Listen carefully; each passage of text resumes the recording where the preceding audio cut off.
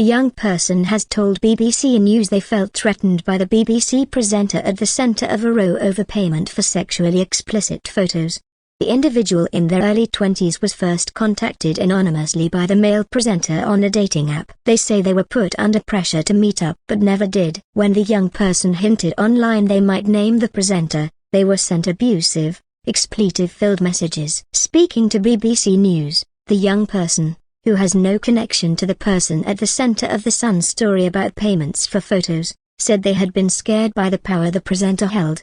They said the threats made in the messages, which have been seen and verified by BBC News, had frightened them, and they remain scared. The new allegations of menacing and bullying behavior by the high-profile presenter raise fresh questions about his conduct. BBC News has contacted the presenter directly and via his lawyer but has received no response to the latest allegations. After the two had first connected on the dating app, the conversation moved to other platforms. At this stage, the presenter revealed his identity and told the young person not to tell anyone. Later, the young person alluded online to having contact with a BBC presenter, and implied they would name him at some point. The presenter reacted by sending a number of threatening messages. BBC News has been able to verify that the messages were sent from a phone number belonging to the presenter. The young person's online post has also been seen by BBC News. While the individual has spoken to BBC News, it is thought they have not made a complaint to the BBC Corporate Investigations Unit, which is looking into allegations.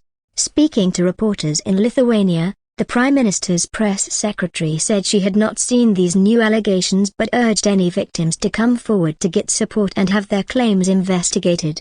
Claims about the unnamed BBC presenter first surfaced in the Sun newspaper on Friday night. The paper quoted a mother as saying her child, now 20, had used the money paid for explicit photos to fund a crack cocaine habit, and worried they could wind up dead. A lawyer for the young person has since said the accusations were rubbish but the family are standing by the account. The BBC has been defending the handling of its own investigation into the allegations. At a press conference, BBC Director General Tim Davies said the presenter was not spoken to until last Thursday, 7 weeks after the first complaint was made to the corporation.